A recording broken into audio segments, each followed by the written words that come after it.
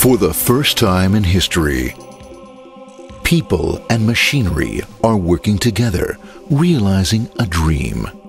A uniting force that knows no geographical boundaries without regard to race, creed, or color. A new era where communication truly brings people together. This is the dawn of the net. Want to know how it works? Click here to begin your journey into the net. Now, exactly what happened when you clicked on that link? You started a flow of information. This information travels down into your own personal mailroom, where Mr. IP packages it, labels it, and sends it on its way. Each packet is limited in its size. The mailroom must decide how to divide the information and how to package it. Now, the package needs a label containing important information, such as sender's address, receiver's address, and the type of packet it is.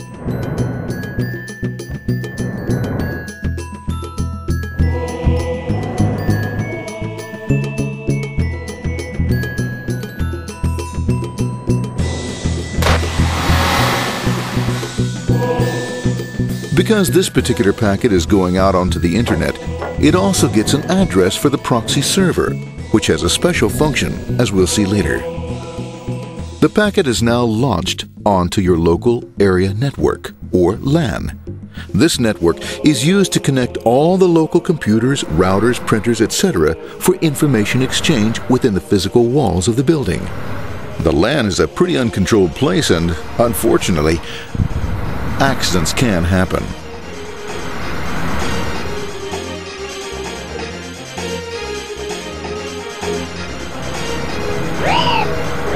The highway of the LAN is packed with all types of information.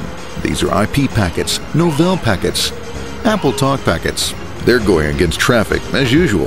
The local router reads the address and, if necessary, lifts the packet onto another network.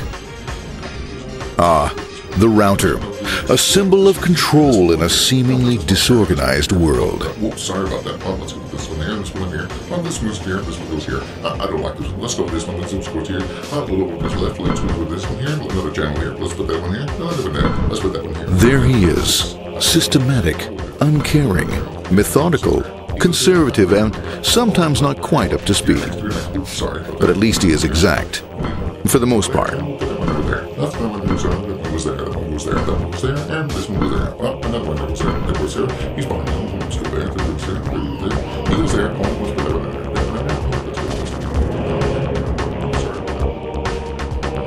there. As the packets leave the router, they make their way into the corporate intranet and head for the router switch. A bit more efficient than the router switch plays fast and loose with IP packets, deftly routing them along their way. A digital pinball wizard, if you will. Here we go. Here comes another one, and it's another. Watch this, Mom. Here goes. Whoop, we're on the back. Hey, in there, in there, in there. Over the left, over the right, over the left, over the right. You got it. Here it comes. Right on. He shoots. He scores. It's going. Hey, Wayne, here, watch out. Here comes another one. Oh, here we go. And it's gone. It's gone. As packets arrive at their destination, they're picked up by the network interface, ready to be sent to the next level. In this case, the proxy. The proxy is used by many companies as sort of a middleman in order to lessen the load on their internet connection, and for security reasons as well. As you can see, the packets are all of various sizes, depending upon their content.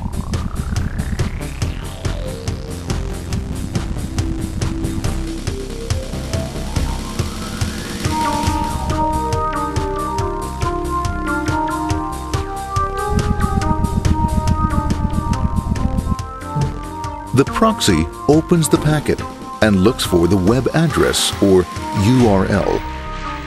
Depending upon whether the address is acceptable, the packet is sent on to the internet.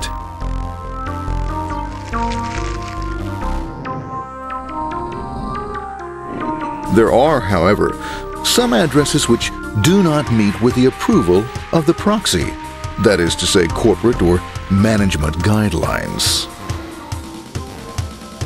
these are summarily dealt with. We'll have none of that. For those who make it, it's on the road again.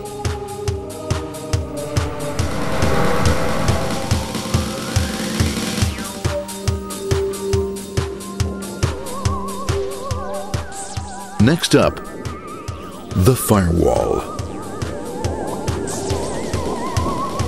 The corporate firewall serves two purposes. It prevents some rather nasty things from the internet from coming into the intranet, and it can also prevent sensitive corporate information from being sent out onto the internet. Once through the firewall, a router picks up the packet and places it onto a much narrower road, or bandwidth, as we say. Obviously, the road is not broad enough to take them all. Now you might wonder what happens to all those packets which don't make it along the way. Well, when Mr. IP doesn't receive an acknowledgement that a packet has been received in due time, he simply sends a replacement packet. We are now ready to enter the world of the Internet. A spider web of interconnected networks which span our entire globe. Here, routers and switches establish links between networks. Now, the net is an entirely different environment than you'll find within the protected walls of your LAN. Out here, it's the Wild West. Plenty of space, plenty of opportunities, plenty of things to explore and places to go. Thanks to very little control and regulation, new ideas find fertile soil to push the envelope of their possibilities. But because of this freedom, certain dangers also lurk. You'll never know when you'll meet the dreaded ping of death. A special version of a normal request ping, which some idiot thought up to mess up unsuspecting hosts. The paths our packets take may be via satellite, telephone lines, wireless, or even transoceanic cable. They don't always take the fastest or shortest routes possible, but they will get there. Eventually. Maybe that's why it's sometimes called the worldwide wait. But when everything is working smoothly, you can circumvent the globe 5 times over at the drop of a hat. Literally. And all for the cost of a local call or less. Near the end of our destination, we'll find another firewall.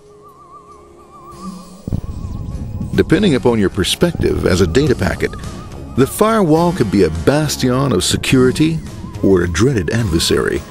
It all depends on which side you're on and what your intentions are. The firewall is designed to let in only those packets that meet its criteria. This firewall is operating on ports 80 and 25. All attempts to enter through other ports are closed for business.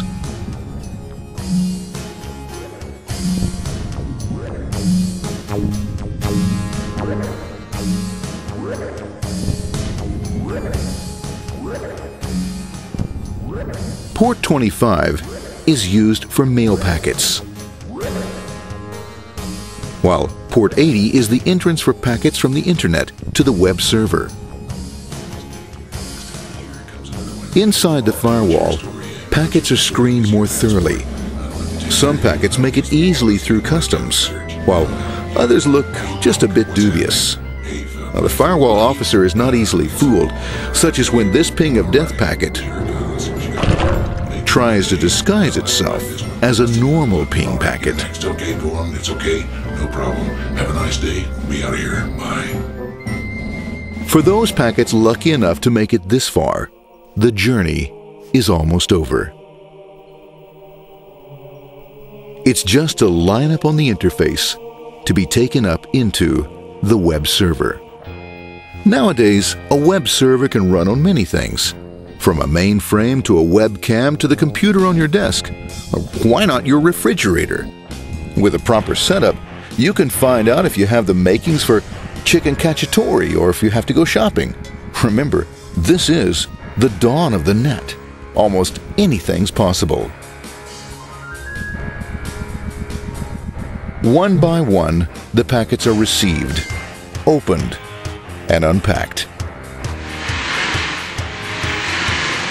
The information they contain, that is, your request for information, is sent on to the web server application.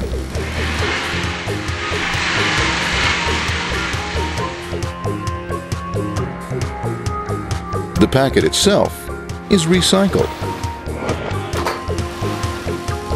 ready to be used again, and filled with your requested information.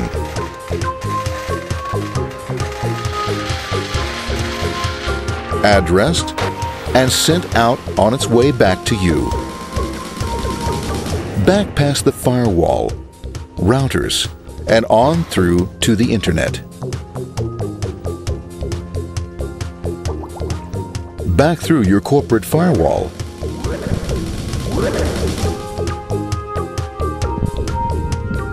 And onto your interface. Ready to supply your web browser with the information you requested. That is, this film.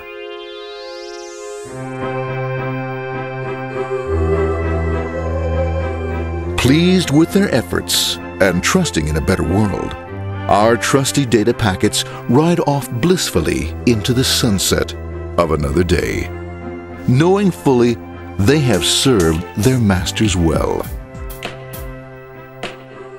Now, isn't that a happy ending?